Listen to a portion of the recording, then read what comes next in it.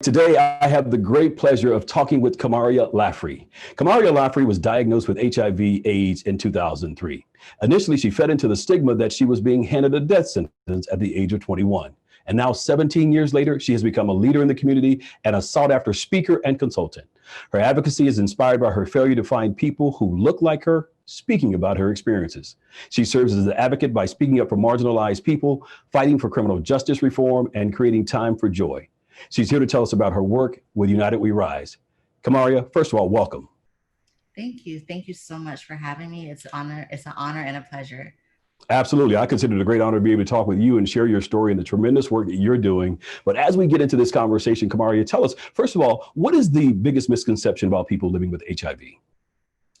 I think the biggest misconception about people living with HIV is that we did something on purpose to deserve it. Mm. That there's some reckoning that's happening in our life and it's manifested through HIV. And I wholeheartedly disagree with that. I mean, things happen to everyone, but I think that's a big misconception that people use to hold people in shame once they've been diagnosed. Yeah. Now, you personally, you learned of your status during the birth of your daughter. Talk about what that was like for you when you learned of this at the time of giving birth. So it was a little after giving birth. Backing up, I had hid my pregnancy, so I didn't have prenatal care, and Mhm. doctors wouldn't take me on as a patient 5 months into my pregnancy. And the health department was so backlogged that they couldn't schedule me until after my due date, my assumed due date. So I had to register at the hospital without any type of provider guidance, and was on a long list of women that were going to be booked to give birth. And when I finally delivered, I had her naturally. At that moment, like everything that I was scared of changed. Yeah. But then 2 weeks later, I was told that if I was trying to breastfeed or anything like that, to bring her in for a consultation with a doctor, and they had some information to give me. And it was in that moment I was like, well, what could possibly be happening? And of course, everything that I could think of could go wrong in my mind popped up because I hid my pregnancy for 5 months. I thought DCF was going to come take my baby or something. Like, I was so clueless and so young. So Hmm. the doctor finally told me that my daughter had my immune system, so she was testing positive, and that meant that I had HIV, and that I would have to spend the next year giving my daughter medications to make sure she didn't seroconvert. Because a baby, when they're born, they have their mother's immune system, but they build up their own. It takes Hmm. about 6 months to a year. They build up their own. So I had to put her through this whole process, and it was really terrifying. It was terrifying. It was something I could have never imagined. My diagnosis was something that I felt should have, if it's going to happen, it should have only affect me. And Hmm. to know that I brought this little person into the world and now she's having to be subjected to all this tests and medications and foreign things put in her body, and I can't articulate to her like what mommy did. It was really, really hard, being a brand new mom and going through that. But I truly believe everything happens for a reason. She tested negative a year later. Wow. She will be graduating high school this year. And Wow. she has been a tremendous blessing. She's my earthly reason for why I do what I do. Yeah, yeah. Wow, that's amazing. I guess talk about the, I guess the advance in technology and the medicines and things of that nature in the HIV space, how that allowed for your daughter to test positive at one point and then to later test negative. Because I think a lot of mothers have that concern today. Yeah, and I love talking to new mothers. I love talking to moms about my experience, not to scare them, but just to let them know, like, these fears as bringing life into this world are going to come, and the circumstances that you're handed, you as a mom, just these instincts kick in, and you look for community, you look for support. But when I was told that in the beginning that she was positive, I was like, well, then there's just no way. Like, I don't understand how she could not have HIV. Hmm. And it was in that time frame, like the first 3 months, my mother and my grandmother, I've known prayer, but I've never seen them like collectively put hands on my head in the middle of the night, me and the baby, in Yeah. prayer, and just speaking life over both of us, both of them not even knowing anything about HIV. They just knew that this was something that needed prayer. Hmm. I truly believe, in addition to the science advancements and amazing doctors and amazing treatments that are out there, I believe that that's what got my daughter to be HIV negative, because in my circumstances, I had no prenatal care. I wasn't on treatment. I didn't know my status when I was pregnant. Hmm. She was fully exposed. I had her naturally. I didn't have a cesarean. I tried to breastfeed her. I even pumped. When she wouldn't latch on, I would pump and try to give it to her, and she would spit it up. Hmm. So there were all these different reasons for why she should be HIV positive today, but she's not. Wow. And yes, science is a credit to that, but I also give full credit to God. Yeah.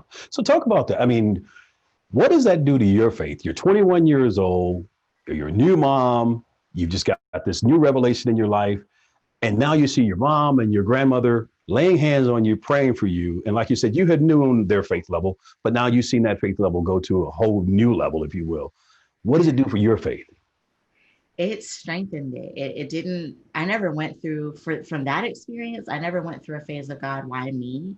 There was Wow. just this reckoning in my soul. Like I just felt like this happened to me for a reason. And I started talking to my family members and my friends. And I was the quote unquote good girl.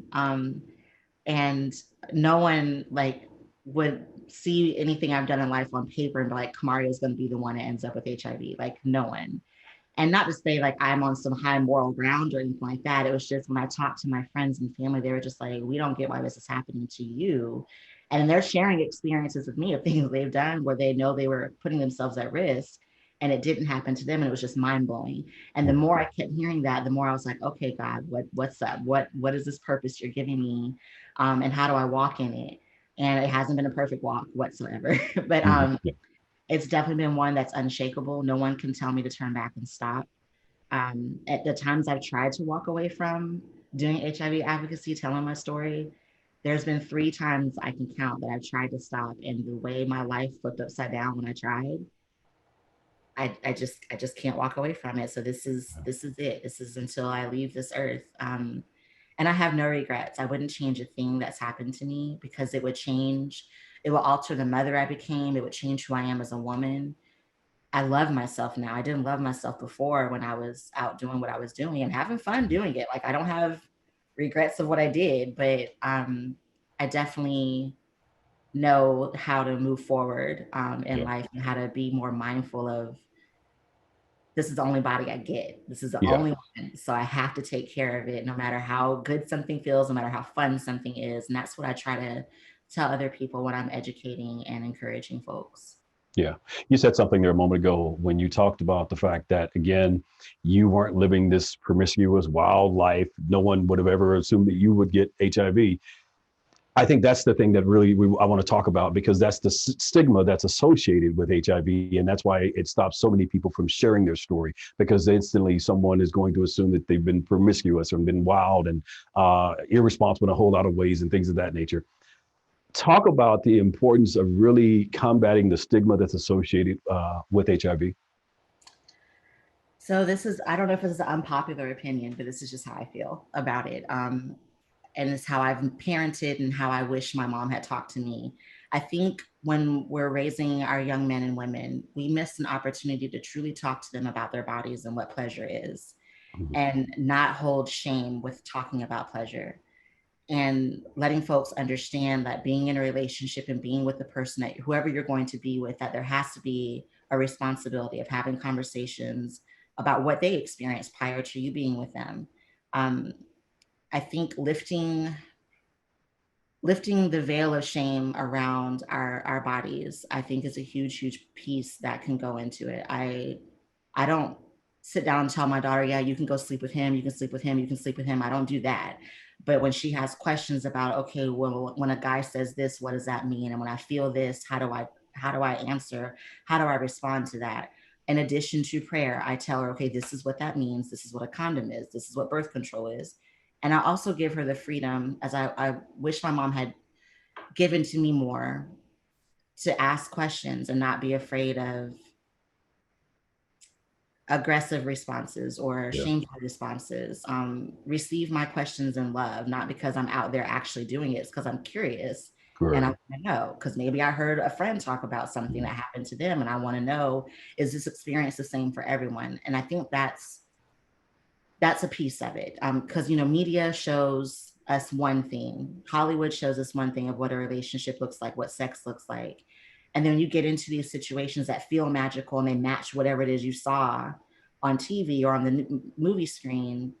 Reality sets in and you're like, wait, this is not, wait, my feelings are involved. Like, wait, this isn't what I wanted. This isn't what's happening.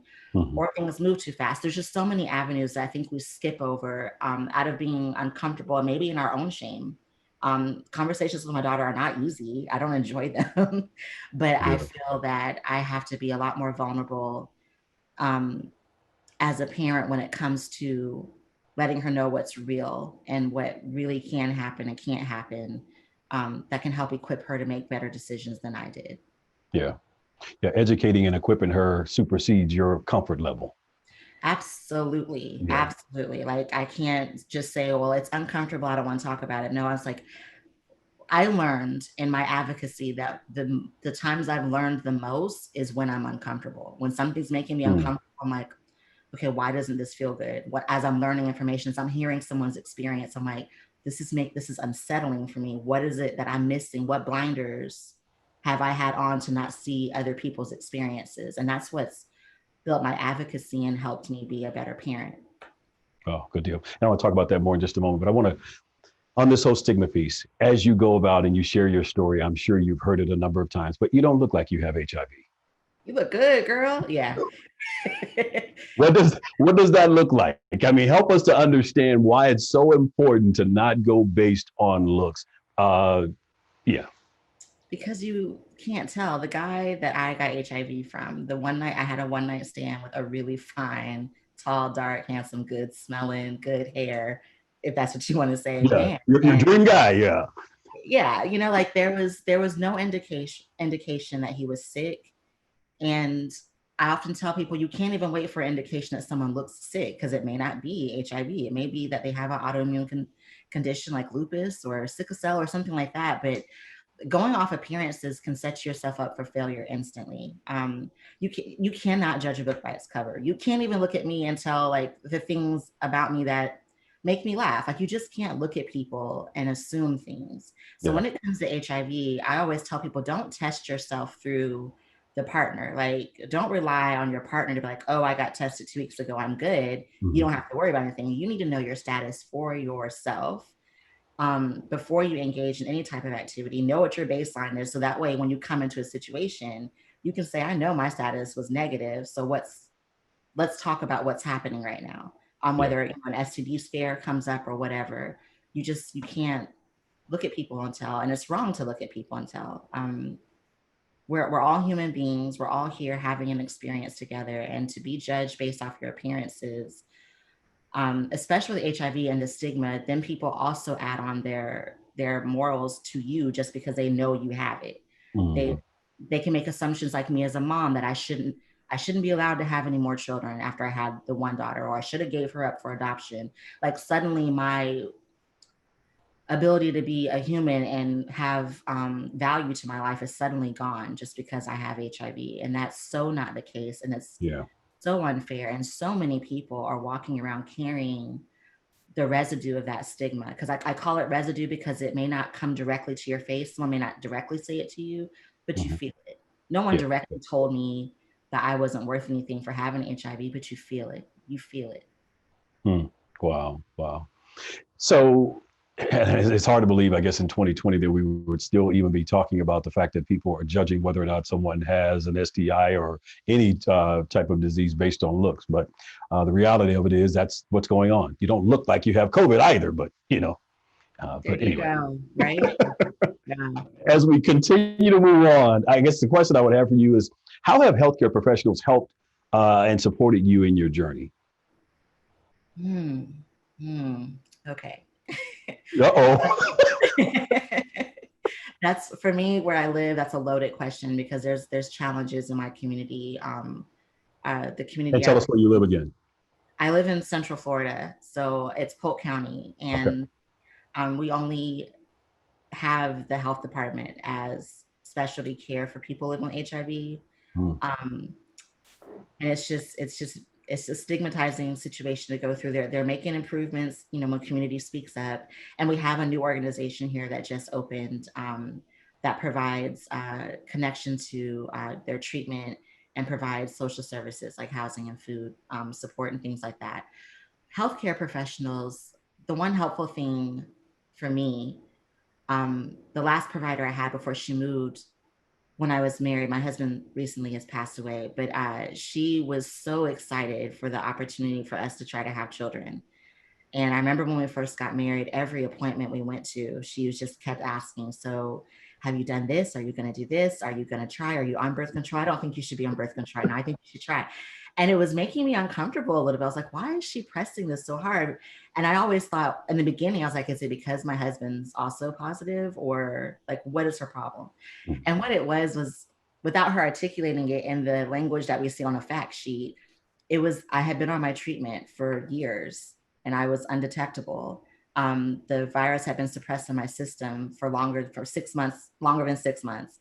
And so had my husband, and we could conceive naturally. And I never knew that. I'd been seeing her for like 4 or 5 years before I got married.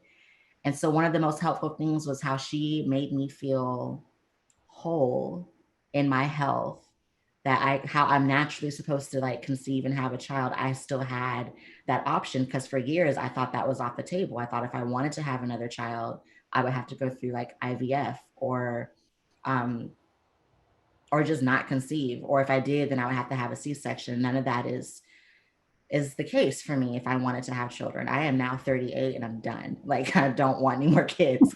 But just the fact that she was so excited and so encouraging. And then this U equals U messaging starts becoming more and more elevated in different communities, of undetectable equals untransmittable.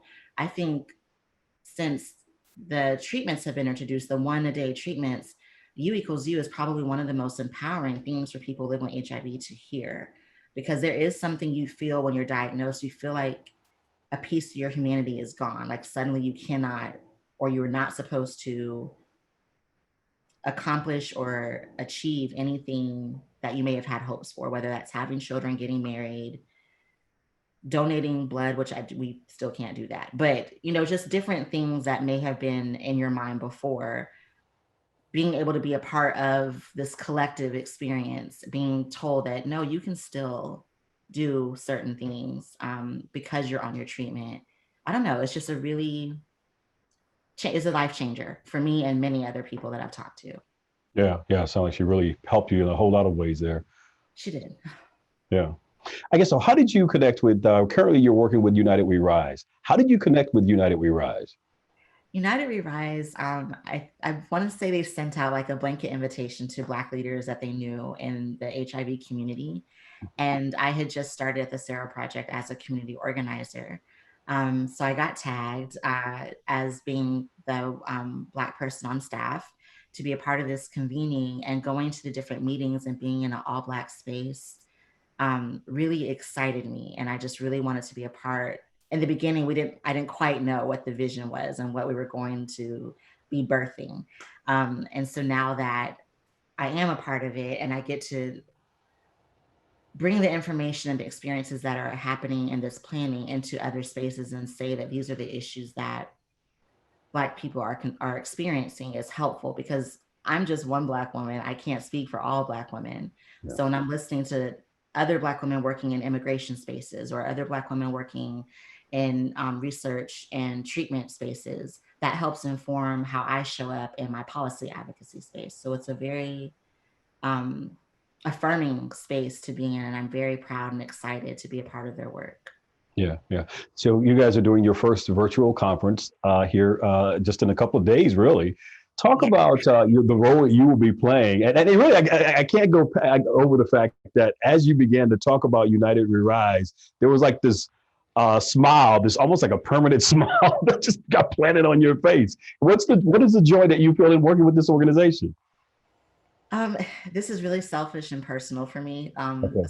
So I'm always transparent. Growing up, I wasn't around a lot of Black kids. My Okay. mom was in the military. I was one of two Black students in my whole elementary class. And the only reason the other Black girl was there is because her mom was a teacher. So um, she got a different treatment than I did. So I've always been in spaces where I just didn't feel whole. Like I didn't feel whole in my identity as a Black person. Wow. I didn't realize that until I got to college. I went to Florida A&M, and that was an eye opener. That was a whole cultural shift for me. And I loved it. And so when I left because I got pregnant and came back into this world of, doing advocacy and trying to figure out life, I couldn't quite find that space again of like, where are my people?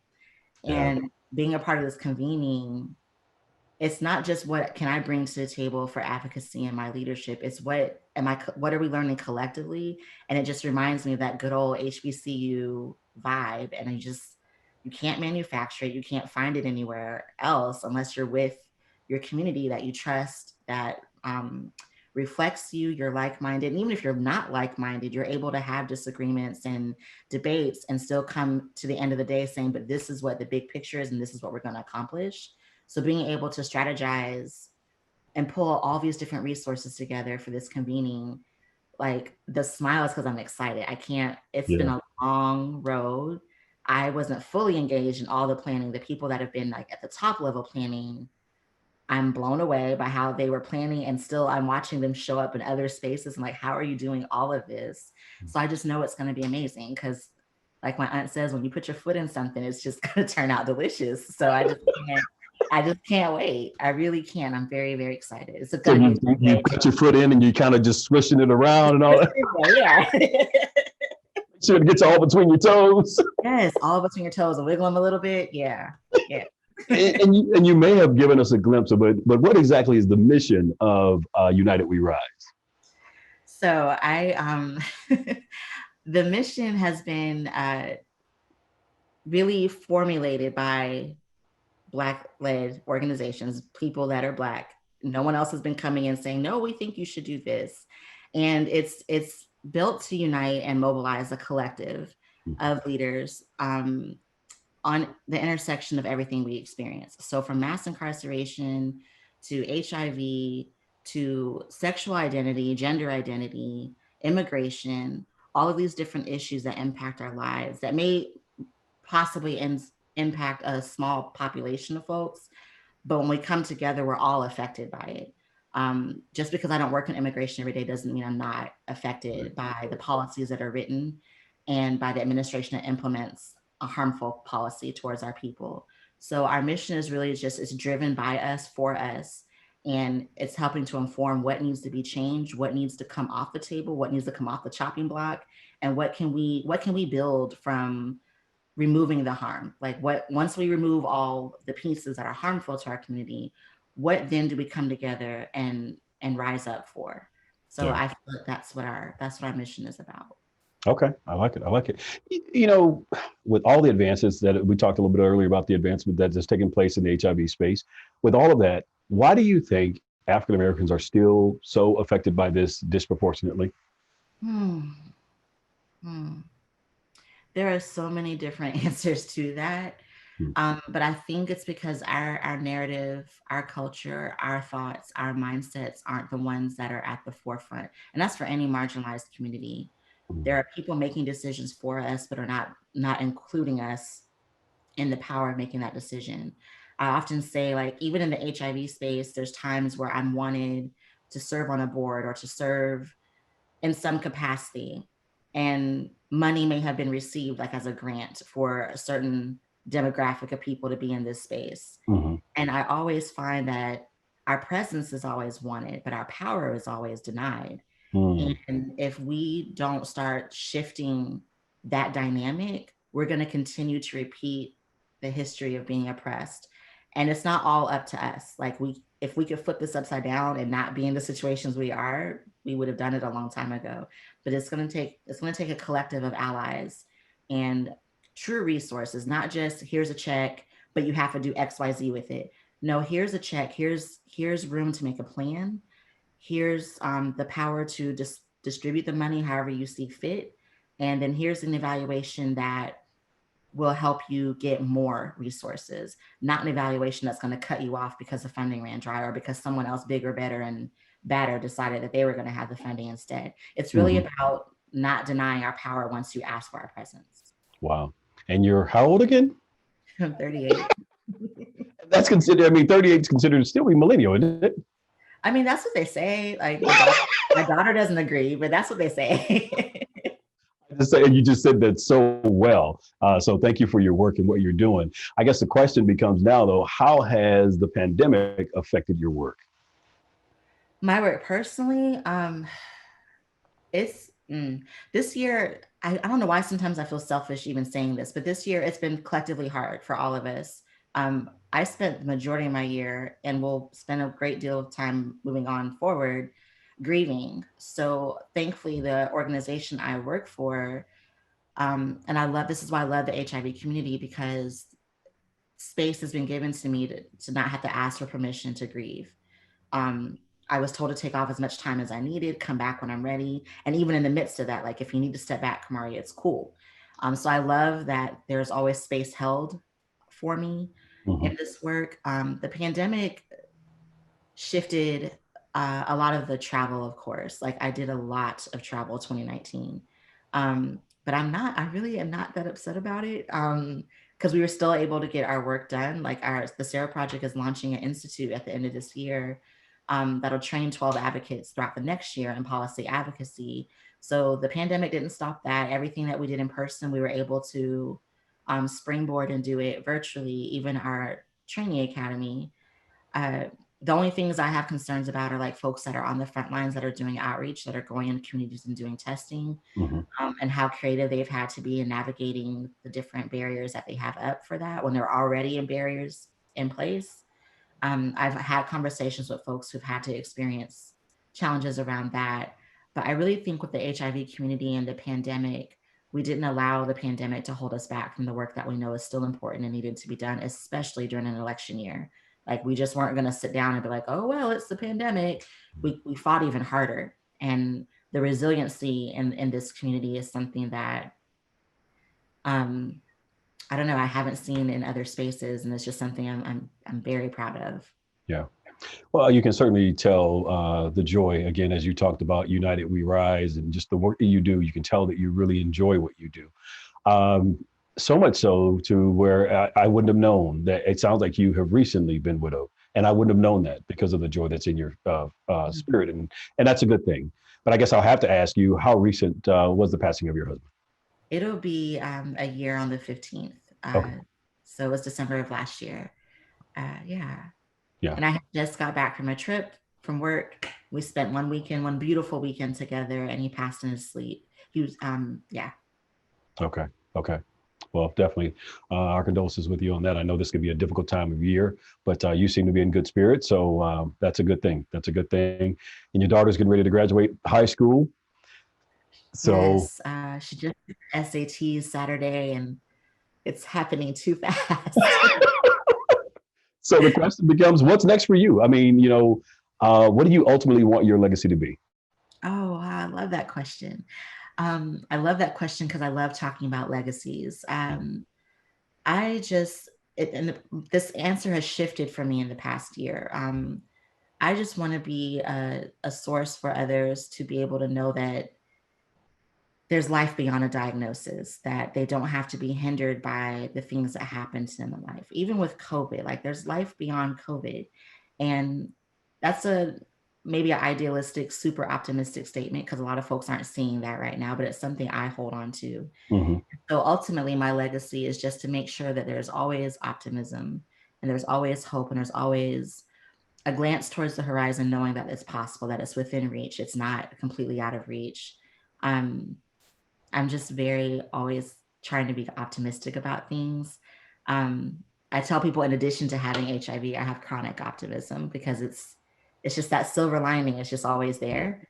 And the moments that it's not, I figure out a way to sew and find one. If it's a gray thread, then I'm going to use it and make it silver. So my legacy is just always holding on to hope and making sure that those around me feel that hope as well. The minute you feel hopeless, that's when things can turn and it's hard to come back from. Not to say I haven't been there, because I have. Wow. It's just been a pleasure talking with you, and just to hear your story and just to hear how you've navigated this journey and how you're continuing to help others. I think that's extremely important when you can, like you said, find hope, hang on to your hope, and then also reach back and help someone else to find theirs as well. So thank you so much, Thank for the you. time to share your story. I appreciate it. Thank you. It's been a pleasure. All right. All right. And how can folks contact you? Oh, so all the socials, but I have different names. So if you just search my name, Kamaria Laffrey, that's on Facebook. I'm on Twitter as Mrs. underscore Cam, Kam. I'm on Instagram as InstaCam3. And then I have another Instagram. It's called Empowered underscore Legacies. All right. Good deal. Well, Kamaria Laffrey, thank you so much for spending time with us. Thank you.